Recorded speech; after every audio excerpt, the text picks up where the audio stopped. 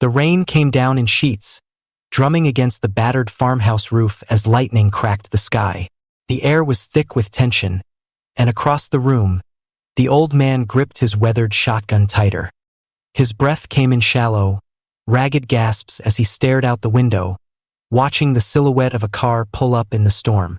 "Should we let them in, Pa?" The voice of his son, barely a whisper, broke the silence. The old man didn't answer immediately. His eyes flickered to the family huddled around the hearth.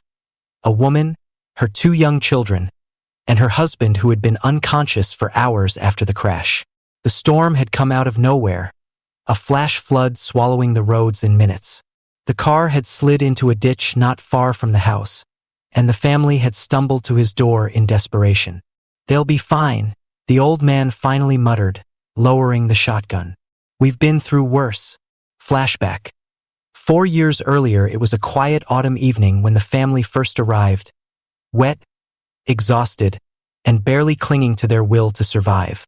The old farmer had been mending a fence when he heard the faint sound of tires spinning through mud, followed by the unmistakable screech of a vehicle scraping against rock. His first instinct was to turn them away. The town wasn't far, and people knew how to fend for themselves. But there was something in the woman's eyes, the pleading look that shook him to his core. "We're stranded," she said, her voice trembling. "Please, we just need a place to wait out the storm." Without a second thought, he had led them into the house, offering blankets, food, and warmth. The children were frightened, their faces pale from the cold, and the father was barely conscious, a gash on his head oozing blood. "You're safe here," the farmer had assured them, though he knew very little about them. Only that they were in trouble, and that was enough for him. Days passed before the storm cleared, and the family's car was repaired.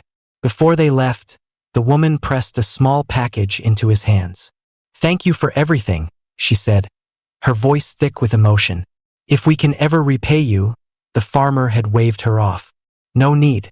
Just take care of those kids of yours. That's all the thanks I need." Present day, the sound of thunder pulled the old man back to the present. His son was still standing near the window, his gaze never leaving the approaching car. There was something strange about it, the sleek black SUV with tinted windows. It was out of place even for a big city family. As the vehicle finally pulled to a stop, the woman stepped out, her hair now streaked with silver, but her eyes, those same eyes, still held the same warmth and gratitude. But there was something different about her now. Confidence. Purpose. "Sir," she called out, her voice steady and strong. "It's been a long time." The old man squinted, unsure if he recognized her at first. But then it clicked.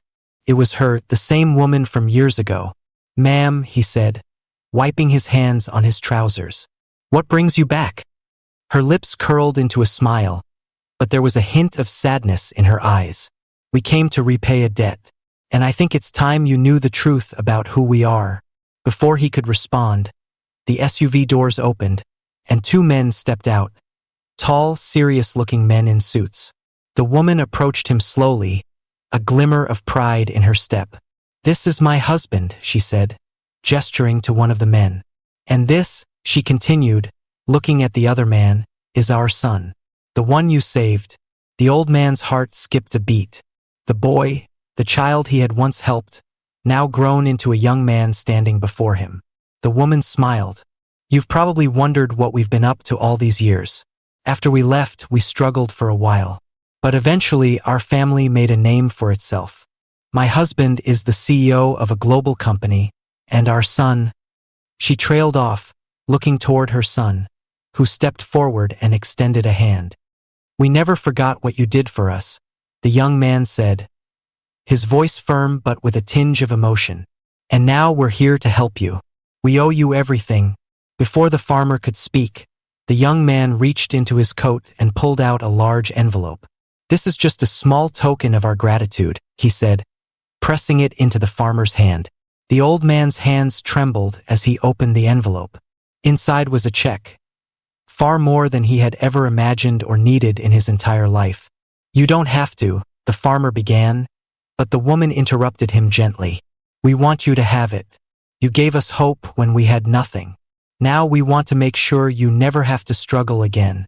The old man stood in stunned silence, the weight of the moment sinking in. In his lifetime, he'd helped countless people, but never had he imagined that one simple act of kindness could return to him in such an overwhelming way. As the family left, the rain began to ease, and the skies started to clear. The farmer stood at his doorstep watching them go. He realized that sometimes the true reward wasn't in the gift itself, but in knowing that, no matter how small the gesture, it had changed someone's life forever. And in the end, it had changed his own.